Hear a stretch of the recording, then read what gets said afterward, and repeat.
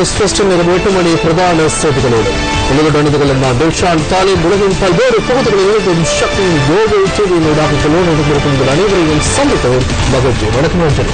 வணக்கம் தில்ஷான். வணக்கம் நேர்களை. நியூஸ் ஃபர்ஸ்ட் இரவு 8 மணி பிரதான செய்திகளோடாக இன்றைய தினமும் உங்களை சந்திப்பதில் மகிழ்ச்சி.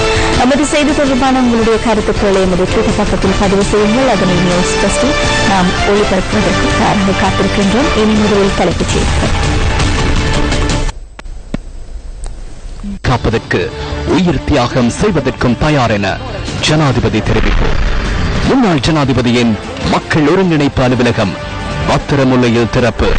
கட்சி மற்றும் தலைமைத்துவத்திற்கு எதிராக செயல்படும் அனைவரின் மீதும் ஒழுக்காற்று நடவடிக்கை எடுப்பதற்கு ஸ்ரீலங்கா சுதந்திர கட்சியின் மத்திய செயற்குழு தீர்மானம். யுத்த கால பகுதியில் காணாமல் போன 5600 ராணுவ வீரர்கள் தொடர்பில் காணாமல் போனவர்கள் தொடர்பில் ஆராய்வதற்கான ஜனாதிபதி ஆணைக்குழுவில் முறைப்பாடு. காணாமல் போனவர்கள் விவகாரத்தில் மரண சான்றிதழுக்கு பதிலாக காணவில்லை சான்றிதழ். போட்டி ஏற்பாட்டாளர்களின் கவனையினத்தினால் தெற்காசிய விளையாட்டு விழாவில் ஒன்றாவது இந்திரஜித் தங்கப்பதக்கத்தை இழந்தார். பலாங்குடையில் கான்கிரீட் மின் கம்பங்களை தயாரிக்கும் தொழிற்சாலை ஒன்றை ஜனாதிபதி மைத்ரிபால சிறிசேன இன்று திறந்து வைத்தார். மலேசிய தொழில்நுட்பத்தை பயன்படுத்தி இந்த தொழிற்சாலையில் கான்கிரீட் மின் கம்பங்கள் தயாரிக்கப்பட உள்ளன. இந்த சந்தர்ப்பத்தில் மின்சக்தி மற்றும் எரிசக்தி அமைச்சர் ராஞ்சித் சியம்பலா பெட்டிய, தொலைத்தொடர்பு மற்றும் டிஜிட்டல் வசதிகள் அமைச்சர் ஹரின் பெர்னாண்டோ, ஊடகத்துறை பிரதி அமைச்சர் கருணாசேரன் பரணவிதான மற்றும் தொழில்துறை அமைச்சர் WDJ சினவரத்ன ஆகியோர் பிரசன்னமாக இருந்தனர்.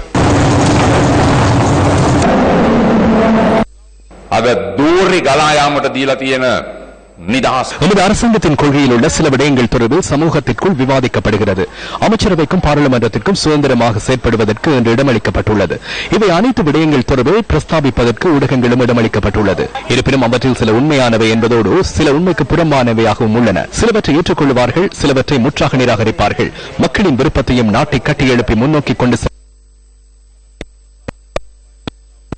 கூறுவதை போன்று இந்த நாட்டை அழிப்பதற்காக அல்ல, இந்த நாட்டின் உள்நாட்டு கைத்தொழிலை பலப்படுத்துவதற்கும் தேசிய உற்பத்திகளுக்கு சிறந்த சந்தை ஒன்றை உருவாக்குவதற்கும் நாட்டு மக்களுக்கு நாளாந்தம் தேவையானவற்றை நாட்டிற்குள்ளேயே உற்பத்தி செய்வதற்கும் தற்போது தசம் 1க்கு வீழ்ச்சி அடைந்துள்ள எமது சர்வதேச சந்தையை பலப்படுத்தி உள்நாட்டு தேவைகளை போன்று எமது சர்வதேச வளத்தை மேம்படுத்துவதற்கும் சர்வதேச சந்தைக்கு தேவையானவற்றை நாட்டிற்குள் உற்பத்தி செய்வதற்கு உள்நாட்டு உற்பத்தியாளர்கள், உள்நாட்டு பொறியியலாளர்களை, உள்நாட்டு புத்திஜீவிகளை, கல்வி கற்றோரை பலப்படுத்தி உலகின் பலம் வாய்ந்த தேசமாக நாட்டை கட்டியெழுப்பும் பொறுப்பை அரசாங்கம் என்ற ரீதியில் நாம் ஏற்றுள்ளோம். எந்த ஒரு சர்வதேச சக்திக்கோ அழுத்தத்திற்கோ அடிப்படையும் ஒருவர் நான் அல்ல. இந்த நாட்டிற்காக, இந்த நாட்டின் கௌரவத்தை பாதுகாப்பதற்காக அனைத்து சந்தர்ப்பங்களிலும் உயர் தியாகத்துடன் செயற்படும் ஒருவன் நான் என்பதை தெளிவாக கூறிக்கொள்கிறேன். எந்த ஒரு உத்தரவும் நமக்கு பிறப்பிக்கப்படவில்லை, எவ்வித அழுத்தங்களும் இல்லை. சில தலைவர்கள் பல்வேறு விடயங்களை கூறுவதை நான் பத்திரிகைகளில் பார்த்தேன். நீங்கள் செய்த பாவங்களே எமக்கு சரி செய்ய வேண்டி ஏற்பட்டுள்ளது என்பதை நான் அவர்களுக்கு கூறிக்கொள்ள விரும்புகிறேன். කිසිදු නියෝග අපිට නැහැ. අපිට කිසිදු බලපෑම් නැහැ. අපිට කිසිදු තර්ජනයක් නැහැ. මම දැක්ක සමහර නායකයෝ අද පත්තරවල කියලා තියෙනවා. නොයෙකුත් දේ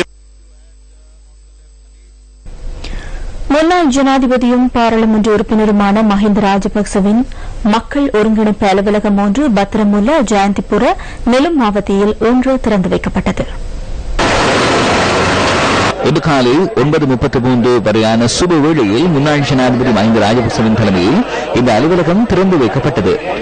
நாராயணபட்டி அபயாராம விகாரியின் முருத்தெட்டுவே ஆனந்த தேரர் உள்ளிட்ட மகா சங்கத்தினர் இதன்போது கிருத் ஓதி ஆசி வழங்கினர்.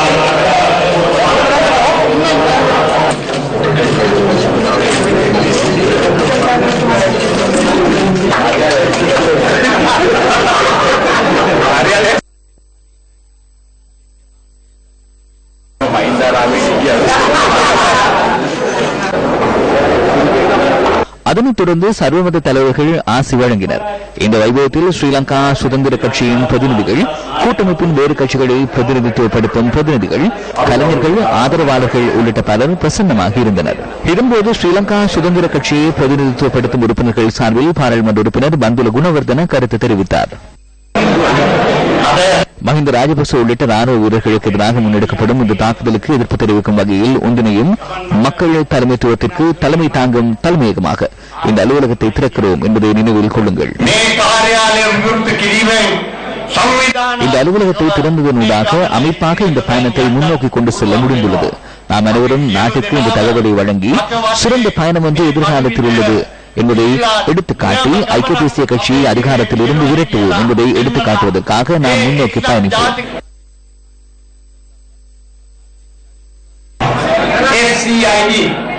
அலகு மாளிகையில் போலீஸ் நிலையம் ஒன்று தற்போதுள்ளது. FCID அந்த போலீஸ் நிலையத்தின் ஊடாகவே அனைத்து நடவடிக்கைகளும் முன்னெடுக்கப்படுகின்றன. ரணில் விக்ரமசிங்கவின் நிலைப்பாடுகள் தொடர்பில் மாத்திரமே அந்த போலீசார் நடவடிக்கை எடுப்பார்கள். நிறுவனங்களுக்கான தலைவர்களை உருவாக்குவதற்கு போலீசாரால் முடியும். சாகல ரத்நாயக்கவும் அதனையே கூறுகிறார். விக்ரமசிங்க கூறுவதை சாகல ரத்நாயக்கவும் கூறுகிறார்.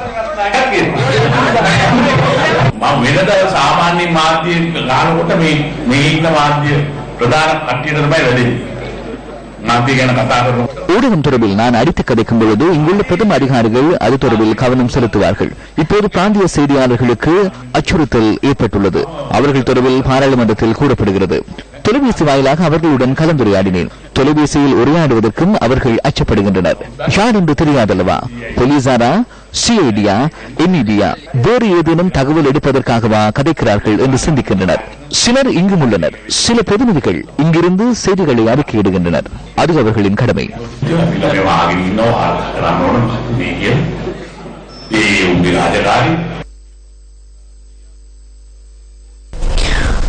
ಬೇಗಮ ಕೊಟ್ಟುನ ಶ್ರೀ ದೇವಮಿತ್ತ ಯೋಗಾಶಾರಾಮ வீதியை பாதுகாப்பு ராஜாங்க அமைச்சர் ருவான் விஜயவர்தன இன்று கண்காணித்தார்.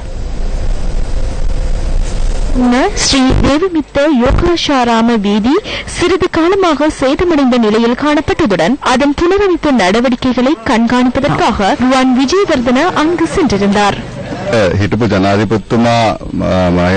ஜெனீவா மனித உரிமைகள் ஆணைக்குழுவினூடாக எமது ராணுவ வீரர்களுக்கும் ராணுவத்தின் அதிகாரிகளுக்கும் பிரச்சனையை ஏற்படுத்தி அவர்களை கைது செய்வதற்கு எமது அரசாங்கம் ஒத்துழைப்பு வழங்குகின்றது என்ற குற்றச்சாட்டு முன்வைக்கப்பட்டுள்ளது. முன்னாள் ஜனாதிபதி மஹிந்த ராஜபக்சவும் முன்னாள் பாதுகாப்பு செயலாளர் உள்ளிட்ட ஒன்றிணைந்த எதிர்க்கட்சி என்ற குழுவினர் இந்த குற்றச்சாட்டை முன்வைத்துள்ளனர். எனினும் இது உண்மைக்கு புறம்பான கருத்தாகும். மனித உரிமை ஆணையாளர் இளவரசர் செயித் இங்கு வருகை தந்து அவரின் கருத்தை நேரடியாக தெரிவித்திருந்தார். அவ்வாறான எதனையும் கூறவில்லை. இலங்கைக்கு இது தொடர்பில் பொறுப்புள்ளதாகவும் அந்த நடவடிக்கைகளை முன்னெடுக்குமாறும் கூறியிருந்தார். லங்காවට තමයි වගකීම තියෙන්නේ ඒ වැඩ කටයුතු කරන්න කියලා. ஸ்ரீலங்கா சுதந்திர கட்சி அல்லது அதன் தலைமைத்துவத்தை விமர்சிப்போருக்கும் எதிராக ஒழுக்காற்று நடவடிக்கை எடுக்க வேண்டும் என இன்று மாலை கூடிய கட்சியின் மத்திய செயற்குழு தீர்மானித்திருக்கின்றது. இதற்கமைய ஒழுக்கத்தை மீறுவோருக்கு எதிராக ஒழுக்காற்று நடவடிக்கையை கட்சியின் ஒழுக்காற்று குழு மேற்கொள்ள உள்ளதாக தெரிவிக்கப்படுகின்றது. இது தொடர்பான விரிவான செய்திகளை எமது தொடரும் செய்திகளில் எதிர்பாருங்கள். தனியார் பஸ்ஸின் பொறுப்பின்மையால் திருநெல்வேலி பகுதியில் 6 வயது மாணவன் உயிரிழந்த சம்பவத்திற்கு நீதி கோரி யாழ் நகரில் இன்று கண்டன போராட்டம் ஒன்று ஏற்பாடு செய்யப்பட்டிருந்தது. மாணவனின் உயிரிழப்புக்கு நீதி கோரி யாழ்ப்பாணம் இந்து கல்லூரிக்கு அருகில் கையொப்பங்கள் சேகரிக்கப்பட்டன.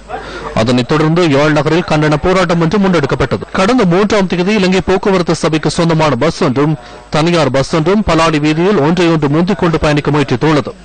இந்த சந்தர்ப்பத்தில் வேக கட்டுப்பாட்டை இழந்த தனியார் பஸ் திருநெல்வேலி சந்திக்கு அருகில் எதிரே வந்த முச்சக்கர வண்டியுடன் மோதியுள்ளது. இந்த விபத்தில் முச்சக்கர வண்டியில் பயணித்த தாய், மகன் மற்றும் அதன் சாரதி ஆகியோர் படுகாயமடைந்ததை அடுத்து அவர்கள் யாழ் போதனா வைத்தியசாலையில் அனுமதிக்கப்பட்டனர். எனினும் சிகிச்சை பலனின்றி டோன் போஸ்கோ வித்தியாலயத்தில் தரம் ஒன்றில் கல்வி பயின்ற பார்த்திபன் சுவஸ்திகன் என்ற 6 வயது மாணவன் உயிரிழந்தான். இலங்கை போக்குவரத்து சபை மற்றும் தனியார் பஸ்களின் இவ்வாறான செயற்பாடுகளை கண்டித்தும் 6 வயது சிறுவனின் மரணத்திற்கு நீதி கோரியும் பெற்றோர்கள் மற்றும் பொதுமக்கள் ஒன்றிணைந்து இந்த கண்டன போராட்டத்தை முன்னெடுத்தனர்.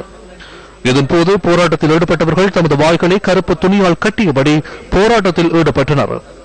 போராட்டத்தில் ஈடுபட்டவர்களால் வடக்கு மாகாண போக்குவரத்து அமைச்சர் ப. தினேஸ்வரன் மற்றும் வடக்கு மாகாண முதலமைச்சர் சி. வி. விக்னேஸ்வரன் ஆகியோரிடம் கையளிப்பதற்கான மகஜர்களும் வழங்கப்பட்டன.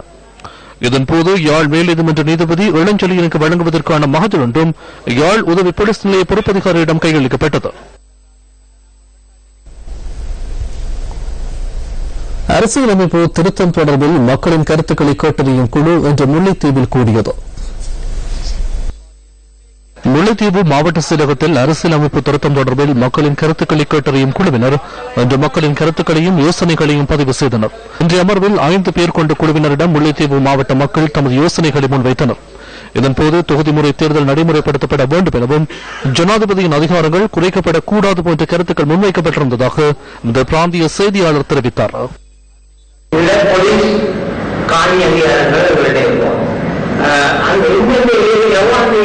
பெரும்பான்மையான சிங்களீஸ் இருந்தாலோ அவைந்த மொழிதான் அந்த உதாரணத்துக்கு இருந்தால் அந்த சிங்கள மொழிதான் அங்க தாய்மொழியா இருக்கும், நிர்வாக மொழியா இருக்கும். புலம்பெயர்ந்து வாழ்ந்து கொண்டிருக்கிற மக்களுக்கு வாக்குரிமை அவர்களுக்கு நாடு பிரதிநிதித்துவம் தெளிவாக உள்ளது. இதேவேளை அரசியலமைப்பு மறுசீரமைப்புக்கான மக்களின் யோசனைகளை நாடு முழுவதும் பதிவு செய்யும் நடவடிக்கைகளை இம்மாத இறுதிக்குள் நிறைவு செய்ய எண்ணியுள்ளதாகவும் அந்த குழுவின் தலைவர் சுட்டிக்காட்டியுள்ளார். அதன் பின்னர் ஜனாதிபதி, பிரதமர், எதிர்க்கட்சித் தலைவர், சிவில் அமைப்புகள், மாகாண சபைகளின் முதலமைச்சர்கள் உள்ளிட்ட முக்கிய தரப்பினர்களிடமும் புலம்பெயர் மக்களிடமும் அரசியலமைப்பு மறுசீரமைப்புக்கான யோசனைகளை பெற்றுக்கொள்ள திட்டமிடப்பட்டுள்ளது. புனர்வாழ்வு அளிக்கப்பட்டு விடுதலை செய்யப்பட்டவர்களின் வாழ்வு இன்று கேள்விக்குறியாகியுள்ளது.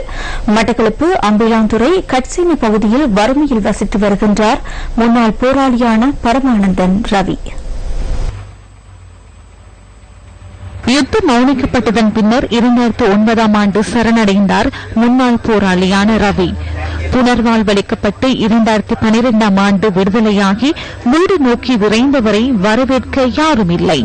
பொது நலனுக்காக வாழ்வினை அர்ப்பணித்த ரவி தனக்கென வாழ்வதற்கு தயாரானார். சொந்த ஊரிலேயே திருமணம் முடித்து 2 பிள்ளைகளுக்கு பொறுப்பு வாய்ந்த தந்தையாக கடமைகளை செய்து கொண்டிருக்கின்றார். செய்வதற்கு தொழிலற்ற நிலையில் தனது முயற்சியினால் சிறிய கடை ஒன்றை நடத்தி அதன் மூலம் கிடைக்கும் நாளாந்த வருமானத்தில் வாழ்ந்து வருகின்றது ரவியின் குடும்பம். கடையை பெரிதாக்கி தொழிலை விஸ்தரிப்பதற்கு கூட பணமற்ற நிலையில் சுழல்கின்றது இவர்களின் வாழ்க்கை சக்கரம். சிறு கடை ஒன்று வைத்து அதன் மூலமாக வருகின்ற வருமானத்தை எடுத்து 2 பிள்ளைகளையும் படிப்பதற்காக அது வருகின்ற வருமானம் காணாமல் இருக்கின்றது. அதன் பிற்பாடு எங்களுக்கு இந்தியன் வீட்டு திட்டத்தால் ஒரு வீட்டு திட்டம் தந்தவங்கள் அதை முற்றுமுழுதாக முடிக்கவில்லை, அப்படியே இருக்கின்றது. எல்லாத்துக்கும் காரணம் பொருளாதார இன்மையால் நாங்கள் இப்படியான வாழ்க்கையை வாழ்ந்து கொண்டிருக்கிறோம். முன்னாள் போராளியாக இவர்களின் உள்ள குமுறல்கள் பகல் கனவு போல் பொய்த்து விடுகின்றன. பிறர் வாழ்விற்காக சவால்களை சரித்திரமாக்கிய இவர்களின் வாழ்வு இன்று எவரதும் கண்களுக்கும் புலப்படவில்லை. காலம் பதில் சொல்லும். இவர்களின் வாழ்வுகள் நிஜமாகும். இவை அனைத்தும் ஒரு நாள் நிறைவேறும். இது காலம் நமக்கு கற்றுத்தந்த நிதர்சனம். சுமார் 12,000 முறைப்பாடுகள் தொடர்பில் ஆராய வேண்டியுள்ளதாக காணாமற் போனோர் தொடர்பில் விசாரணைகளை மேற்கொள்ளும் ஜனாதிபதி ஆணைக்குழு தெரிவித்துள்ளது. எதிர்வரும் திங்கட்கிழமையுடன் ஆணைக்குழுவின் காலம் நிறைவடைய உள்ளமை தொடர்பில் நியூஸ் ஃபர்ஸ்ட் வினவிய சந்தர்ப்பத்தில் ஆணைக்குழுவின் தலைவர் மேக்ஸ்வெல் பரகம இதனை கூறினார். காணாமற் போனவர்களுக்கு மரண சான்றிதழுக்கு பதிவாக காணாமற் போனோர் என்பதை உறுதிப்படுத்தும் சான்றிதழை வழங்குவதற்கு பரிந்துரை செய்துள்ளதாகவும் அவர் குறிப்பிட்டார். இராணுவத்தினரும் காணாமற் போயுள்ளனர். அவர்களை தேட முடியாதுள்ளது. பெற்றோர்களின் சங்கத்தால் எமக்கு 5600 முறைப்பாடுகள் முன்வைக்கப்பட்டுள்ளன. நாம் அது தொடர்பில் இதுவரையில் விசாரணைகளை ஆரம்பிக்கவில்லை. வடக்கு கிழக்கில் உள்ள சிவில் பிரஜைகள் தொடர்பான முறைப்பாடுகளையே நாம் முதலில் விசாரணை செய்ய நடவடிக்கை எடுத்துள்ளோம். 2013ஆம் ஆண்டு ஆகஸ்ட் மாதம் 15ஆம் தேதி வெளியிடப்பட்ட 1823 கீழ் 42 இலக்க அதிவிசேட வர்த்தமானி அறிவித்தலின் பிரகாரமும் ஆணைக்குழு சட்டத்தின் 2வது சரத்துக்கு அமையவும் இந்த ஆணைக்குழு ஸ்தாபிக்கப்பட்டது. 2015ஆம் ஆண்டு 2 இடைக்கால அறிக்கைகளை ஜனாதிபதி மைத்ரிபால சிறிசேனவிடம் ஆணைக்குழு கையளித்தது. தற்போது 12,000 முறைப்பாடுகள் தொடர்பில் விசாரணைகளை மேற்கொள்ள உள்ளதுடன் அதற்காக 12 தொடக்கம் 18 மாத காலம் ஆணைக்குழுவிற்கு தேவை எனவும் ஆணைக்குழுவின் தலைவர் மேக்ஸ்வெல் பர்னகம தெரிவித்தார்.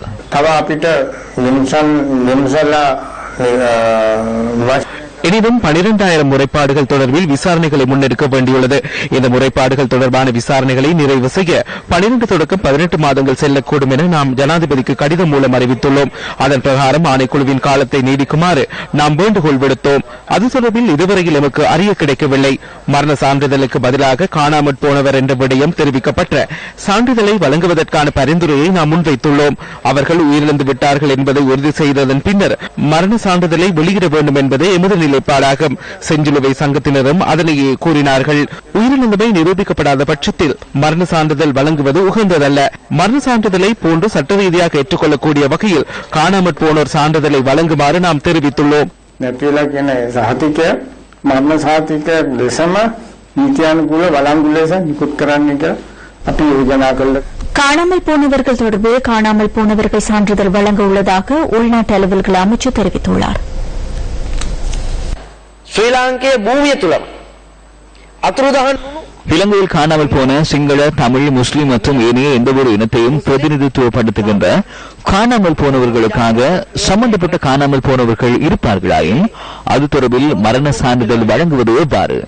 ஏற்கனவே வழங்கப்பட்ட மரண சான்றிதழை அவர்கள் தங்களுக்கு சாதகமாக பயன்படுத்துவார்களாயின் அது தொடர்பில் நீங்கள் எடுக்க உள்ள நடவடிக்கை என்ன? අර කලින් නිකුත් කරපු සහතිකය පාවිච්චි කළා. ඕව එළවාගත්ත වරප්‍රසාද වෙන්නේ. මොකද්ද ගන්න ක්‍රියාමාර්ගය? එබැවින් අය විශාල ප්‍රමාණයක් ලංකාවේ විසෙනවා. ඒ නිසා අපි විශේෂ அவ்வாறான பெருந்திரளானவர்கள் நாட்டில் உள்ளனர். அவர்கள் உயிரிழக்கவில்லை என்பதை உறவினர்கள் ஏற்றுக்கொள்ளும் சந்தர்ப்பத்தில் பிறப்பு மற்றும் இறப்பு பதிவுகளை மேற்கொள்ளும் சட்டத்தின் 110ஆம் பிரிவு மற்றும் 2010ஆம் ஆண்டு 19ஆம் இலக்கத்தின் மரணங்களை பதிவு செய்யும் தற்காலிக சட்டமூலத்தின் பிரகாரமும் நாங்கள் அமைச்சரவைக்கு புதிய யோசனை ஒன்றை முன்வைத்துள்ளோம். காணாமல் போனவர்கள் தொடர்பிலான சான்றிதழை வழங்குவதற்கான நடைமுறையினை அறிமுகப்படுத்த உள்ளோம். யோஜனா කළ තිබෙනවා නොදුටු සහතික ලබා දීමේ ක්‍රමවේදය. நல்லிணக்க பொறிமுறைகளை ஒருங்கிணைப்பதற்கான இணையதளம் யாழ்ப்பாணத்தில் இன்று அங்குரார்ப்பணம் செய்து வைக்கப்பட்டது. வெளிவிவகார அமைச்சர் மங்கள சமரவீர தலைமையில் இந்த நிகழ்வு இடம்பெற்றது. யாழ் மாவட்ட செயலக கேட்போர் கூடத்தில் நடைபெற்ற இந்த நிகழ்வில் நல்லிணக்க பொறிமுறைகளை ஒருங்கிணைப்பதற்கான இணையதளம் அங்குரார்ப்பணம் செய்யப்பட்டது. ஜெனீவாவிற்கு சமர்ப்பிப்பதற்காக உண்மை அறிதல், நீதி வழங்குதல், இழப்பீடு வழங்குதல், மீள இடம்பெறாத தடுத்தல் ஆகிய 4 நோக்கங்களின் அடிப்படையில் பொறுப்புக்கூறல் அறிக்கையொன்றை தயாரிப்பதற்காக பொதுமக்களின் கருத்துக்களை பதிவு செய்யும் நோக்கில் இந்த இணையதளம் அறிமுகப்படுத்தப்பட்டுள்ளது. இதன்போது நல்லிணக்க பொறிமுறை தொடர்பில் சிவில் சமூகத்தினரின் கருத்துக்கள் கேட்டறியப்பட்டதுடன் அவர்களின் கேள்விகளுக்கு பதில் அளிக்கப்பட்டன. தேசிய நல்லிணக்கத்திற்கான செயற்பாடுகளை ஆரம்பித்துள்ளோம். அதனை ஜனாதிபதியும் சுதந்திர தின உரையில் கூறியிருந்தார். சர்வதேசத்தை திருப்திப்படுத்துவதற்காக இந்த செயற்பாடுகள் முன்னெடுக்கப்படவில்லை. இளவரசர் சைதை திருப்திப்படுத்த இவ்வாறு செய்வதாக சிலர் கூறுகின்றனர். நாட்டு மக்களுக்கு சிறந்த எதிர்காலத்தை உருவாக்க நாம் இந்த கடின பயணத்தை முன்னெடுத்துள்ளோம். அனைத்து இன மக்களையும் சமமாக நடத்தவும், மரியாதை செலுத்தவும், அவர்களை ஐக்கியப்படுத்தி முன்னோக்கி கொண்டு செல்வதும் எமது நோக்கமாகும். வடக்கிலும் தெற்கிலும் நிராகரிக்கப்பட்ட சில அரசியல்வாதிகள் இனவாதத்தை பரப்பி மக்களை குழப்ப முயற்சிக்கின்றனர். இந்த கடினமான சந்தர்ப்பத்தில் மாறுபாடுள்ள கருத்துக்களை கொண்டவர்களும் ஒன்றிணைய வேண்டும். இலங்கையின் எதிர்காலத்திற்கு இன, மத, மொழி, கலாச்சார ஒருமைப்பாட்டை ஏற்படுத்த அவர்கள் ஒன்றிணைய வேண்டும். சிறையில் இருக்கிறவர்கள் சம்பந்தமாக பயங்கரவாத தடுப்பு சட்டத்தின் கீழ குற்றம் சாட்டப்படாமல் பல ஆண்டுகளாக இருந்தவர்கள் அதுல 11 பேரை தவிர மீதி ஆட்கள் இப்பொழுது சிறையில் விடப்பட்டிருக்கிறார்கள். இப்ப உள்ள இருக்கிறவர்கள் குற்றவாளிகளாக தீர்க்கப்பட்டவர்களும் குற்றம் சாட்டப்பட்டு வழக்கு நடந்து கொண்டிருக்கிறார்கள். குற்றம் சாட்டப்படாமல் சிறையில் இருக்கிறது மிக குறைவானவர்களுக்கு பிணை கொடுக்கப்பட்டிருக்கிறது. மற்றவர்களுக்கும் எல்லாரும் விடுதலை செய்யப்பட வேண்டும் என்றுதான் நாங்கள் அரசாங்கத்திடம் கேட்டிருக்கிறோம். அதற்கான நடவடிக்கைகள் தாமதமாகி இருக்குது. ஆனால் அது செய்யப்பட வேண்டும். ஆனால் பல தருணங்கள்ல நீண்ட காலமாக குற்றச்சாட்டு இல்லாமல் நூற்றுக்கணக்கானவர்கள் இருக்கிறது என்று சொல்றது தவறான தகவல். அதை நாங்கள் கொஞ்சம் திருத்திக் கொள்ள வேண்டும். இந்த நிகழ்வில் பாதுகாப்பு அமைச்சின் செயலாளர் கருணாசேன ஹெட்டியாராய்ச்சி, யாழ் மாவட்ட அரசாங்க அதிபர் நாகலிங்கன் வேதநாயகன், கிழக்கு மாகாண ஆளுநர் ஆஸ்டின் பெர்னாண்டோ, பாக்கியசோதி சரவணமுத்து, பாதுகாப்பு படையினர் உள்ளிட்ட பலர் பங்கேற்றிருந்தனர். இதேவேளை யாழ்ப்பாணத்தில் உள்ள இலங்கை தமிழரசு கட்சியின் அலுவலகத்துக்கு வெளிவகார அமைச்சர் மங்கள சமரவீர இன்று விஜயம் செய்தார். இதன்போது அங்கிருந்த தமிழ் தேசிய கூட்டமைப்பின் பாராளுமன்ற உறுப்பினர்கள் சிலரை அமைச்சர் சந்தித்தார். இந்த சந்திப்பில் தமிழ் தேசிய கூட்டமைப்பின் பாராளுமன்ற உறுப்பினர்களான எம் ஏ சுமந்திரன், மாவை சேனாதராஜா, சரவணபவன் உள்ளிட்ட சிலர் கலந்து கொண்டிருந்தனர். நீங்கள் இணைந்திருப்பது நியூஸ் ஃபர்ஸ்டின் இரவு 8 மணி பிரதான செய்திகளோடு. மரபு வழியை பயன்படுத்தி நில அளவீடு செய்யும் முறை தொடர்பிலான பயிற்சி பட்டறை ஊவா மாகாணத்தில் நடைபெற்று வருகின்றது.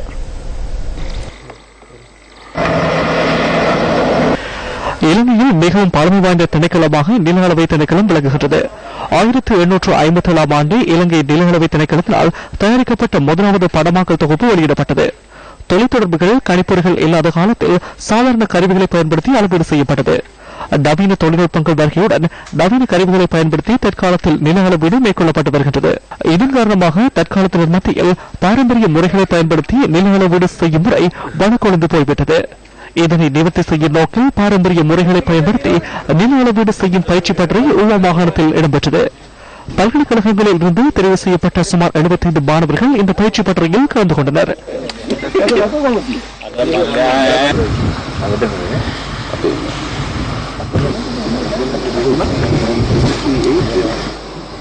ஊவா மாகாணத்தில் பெருகலை வடக்கு, நமனகொல்ல, நயப்பெத்த மற்றும் ஹெமலி ஆகிய மலையுச்சிகளில் இந்த அளவீடு இடம்பெற்றது. பழமை வாய்ந்த நில அளவை முறைக்கமைய இரவு நேரத்தில் வெளிச்சத்தினை மையமாக வைத்து முப்பரிமாண அளவீட்டினை மேற்கொள்வது தொடர்பாக மாணவர்களுக்கு விளக்கம் அளிக்கப்பட்டது. விளையாட்டுச் செய்தி. தெற்காசிய விளையாட்டு விழாவில் இன்று இலங்கை அதிக தங்கப் பதக்கங்களை வெற்றியீட்டியது. இன்று இலங்கை அணியினர் 4 தங்கப் பதக்கங்களை வென்றனர். தெற்காசிய விளையாட்டு விழா தொடர்பான தகவல்களுடன் இணைந்து கொள்கின்றார் இந்தியாவிலிருந்து ஸ்போர்ட்ஸ் ஃபெஸ்ட் செய்தியாளர் ராஜலிங்கம் திரிஷானு. வணக்கம். 12வது தெற்காசிய விளையாட்டு விழாவில் மெய்வல்லுநர் போட்டிகள் யாவும் 8ஆம் நாளான இன்றைய தினத்தில் நிறைவுக்கு வந்தன. இன்றைய தினம் இறுதி அம்சமாக ஆடவர் மற்றும் மகளிருக்கான மரதன் ஓட்ட போட்டிகள் நடைபெற்றன. மரதன் ஓட்ட போட்டியை பொறுத்தவரை இலங்கையின் அனுராத இந்திரஜித் குரே தங்கப்பதக்கத்தை சுவீகரிப்பார் என்று எதிர்பார்க்கப்பட்டது. என்றாலும் அவரால் அதனை ஈட்ட முடியவில்லை. அனுராத இந்திரஜித் குரோவை பொறுத்தவரை இலங்கையில் மரதன் ஓட்டத்தில் சிறந்த ஒரு வீரர். அதாவது 2004 மற்றும் 2006 ஆண்டுகளில் தெற்காசிய விளையாட்டு விழாவில் மரதன் ஓட்டத்தில் தங்கப்பதக்கம் வென்ற ஒரு வீரர். அத்துடன் 2012 ஆண்டு லண்டன் ஒலிம்பிக் விழாவில் பங்கேற்றவர். இவ்வருடம் ரியோ டி ஜெனிரோ ஒலிம்பிக் விழாவுக்கும் தகுதி பெற்ற ஒரு வீரர் ஆவார். ஸ்போர்ட்ஸ் ஃபெஸ்டுக்காக இந்தியாவின் குவாஹாட்டி அரங்கிலிருந்து ராஜலிங்கம் திரிஷானு. வடமாகாண சபையில் தமிழ் தேசிய கூட்டமைப்பை பிரதிநிதித்துவப்படுத்தும் மாகாண சபை உறுப்பினர்களான ஜி.டி. லிங்கநாதன் மற்றும் மா. தியாகராசு ஆகியோர் அதே கட்சியை பிரதிநிதித்துவப்படுத்தும் மாகாண சபை அமைச்சர் போ. ஐங்கரநேசன் தொடர்பில் வவுனியாவில் இன்று விமர்சனங்களை முன்வைத்தனர். கடந்த மாகாண சபை அமர்வின் போது விவசாய அமைச்சர் கௌரவ ஐங்கரநேசன் தொடர்பாக குறிப்பாக வவுனியா மாவட்டத்திலே மூங்கில் செய்கை மற்றும் மல்லிகை செய்கை, எள்ளு, கருவா போன்ற பயிர்களை தனியார் முதலீடு செய்வதற்கு முற்பட்ட போது அவர்கள் அதை தடுத்தார். இது முழுக்க முழுக்க விவசாயிகளை கொண்ட ஒரு மாவட்டம், குளங்கள் நிறைந்த மாவட்டம். அப்ப விவசாய அமைச்சு 2 வருடங்களாக ஒன்றும் செய்யாமல் இருக்கின்ற காரணத்தினால குறைஞ்சபட்சம் தனியாராவது செய்வதையாவது அந்த ஒழுங்குகளை செய்து கொடுக்கிறதுக்கு முற்பட்ட வேலையில இவர் தடுக்க வலிக்கிட்டார். ஏனைய மாவட்டங்களைச் சேர்ந்த மற்ற உறுப்பினர்கள் பொதுவாக இந்த விவசாய அமைச்சிலே நடந்த பிரச்சனைகள், செயற்பாடுகள் இது விடயமாக நாங்கள் விவாதித்து ஏகமனதாக இதற்குரிய விசாரணையை முதலமைச்சர் அவர்களே செய்ய வேண்டும், எங்களுக்கு அதை விசாரித்து எங்களுக்கு ஒரு அறிக்கை இருங்கள் என்று நாங்கள் கேட்டிருந்தோம். அப்ப அந்த விவாதம் நடக்க முதலமைச்சர் அங்க இருந்து போட்டு திடீரென்று வெளிக்கிட்டு போயிட்டார். திடீரென்று போயிட்டு அடுத்த நாள் முழங்காவிலே நடந்த பஸ் நிலைய திறப்பு விழாவிலே அவர் ஒரு நல்ல மினிஸ்டர் என்றும் அவர் ஒரு பணங்காட்டு நரி என்றும் கிட்டத்தட்ட அந்த கூட்டத்திலே ஒரு உறுப்பினர் கூட எதிர்ப்பு தெரிவிக்கவில்லை. முதலமைச்சரை பொறுத்தவரையில் அரசியல் கட்சி இன மத வேறுபாடுகளுக்கு அப்பால நாங்கள் 37 உறுப்பினர்களும் மிகவும் ஒரு கண்ணியமான முறையிலே தான் நாங்கள் அவர்களை பார்த்து கொண்டு வந்தோம். ஆனால் முதலமைச்சர் ஒரு நீதியரசராக இருந்தவர், ஒரு நீதி சொல்லக்கூடியவர். அவர் என்ன செய்திருக்கணும், ஒரு முதலமைச்சராக இல்லாட்டிலும் அவர் முந்தி வகித்த அந்த பதவியாவது கருத்தில் கொண்டு ஒரு இடத்திலே குற்றச்சாட்டு வரும்போது அதனை தீர விசாரிச்சுத்தான் அவர் அதுக்கு தீர்ப்பு சொல்ல வேண்டும். ஆனால் தனி ஒரு அமைச்சருக்காண்டி, தனி ஒரு உறுப்பினருக்காண்டி தன்னிச்சையாக அதுக்கும் மாகாண சபையிலேயே கதைக்காமல், மாகாண சபையில பேசாமல் இருந்துவிட்டு வேறு ஒரு இடத்துல போய் கதைப்பது என்பது நிச்சயமாக ஏற்றுக்கொள்ள முடியாத ஒரு விடயம். அவர்கள பல குற்றச்சாட்டுகள் இருக்குது. முதலமைச்சர் எடுத்த முடிவு எங்களுக்கு ஏமாற்றம் அளிக்குது, வேதனை தருகின்றது. வவுனியா நகர்ப்புறத்திலே இருந்த மாகாண சபைக்கு சொந்தமான விவசாய அமைச்சுக்கு சொந்தமான 1 ஏக்கர் காணியை எரிவித அனுமதியின்றி பல கோடி ரூபாய் சொத்து பொறுமதியான அந்த காணி இப்ப மத்திய அரசாங்கத்திடம் போய்விட்டது. அவர் எவ்வித அக்கறையும் காட்டவில்லை. எங்களுடைய கல்வி அமைச்சர் சரி, விவசாய அந்த சுகாதார அமைச்சும் சரி, போக்குவரத்து அமைச்சும் சரி, அவர்கள் இந்த ஆலோசனை குழு கூட்டத்தில் தங்களுடைய அமைச்சுக்கு ஒவ்வொரு மாதங்களும் இந்த ஆலோசனை குழு கூட்டத்தை கூட்டி பல தடவைகள் அவர்கள் இந்த அங்கத்தவருடைய விருப்ப விருப்பை கேட்டு அந்த செயல்பாட்டை செய்து கொண்டிருந்தார். இவர் ஒரு தனிக்காட்டு தாசனா மாதிரி அவர் இந்த என்னுடைய கௌரவ முதலமைச்சர் கூறியது போல பணங்காட்டு நரி